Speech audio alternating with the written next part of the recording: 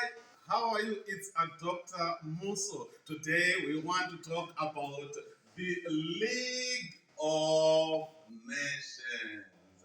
We want to look on the successes of the League. Remember, the League of Nations, it started after the World War One. The war started in 1914. It ended in 1918.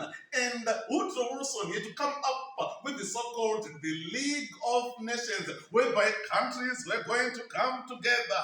Problems were going to be solved together. They wanted to avoid another war from taking place in Europe. So they had to formulate what was called the League of Nations.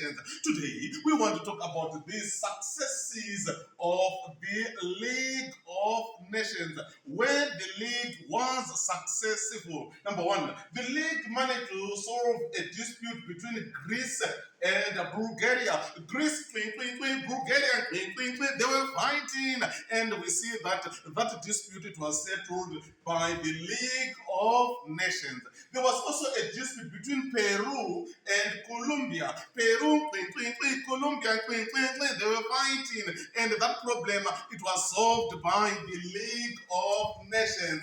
There was also a dispute between Turkey and Iraq. They were also disputing, they were also fighting, but the League had to say, no, don't fight. Turkey sit here, and also Iraq sit here, and they settled that dispute. A dispute between Sweden and Finland over the island. They were fighting over the island, but that problem, it was solved by the League of Nations.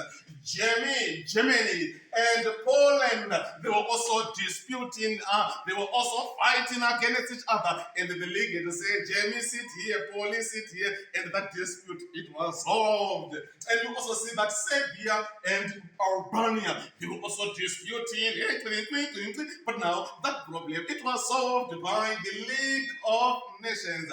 Paraguay and Bolivia, they were also disputing, Paraguay, Bolivia, fighting, but now that dispute, it was solved by the League of Nations. There was also Albania and Yugoslavia. These two countries also, they were disputing, they were also fighting against each other, but that problem, it was solved by the League of Nations. And finally, we talk about Hungary and Czechoslovakia. They were also fighting against each other. They were also disputing, and we see that that problem, it was solved by the League of Nations. So these are some of the disputes that were solved by the League of Nations. But despite solving these disputes, the League of Nations, it was also successful. How was it successful? You talk about the commissions of the League of Nations.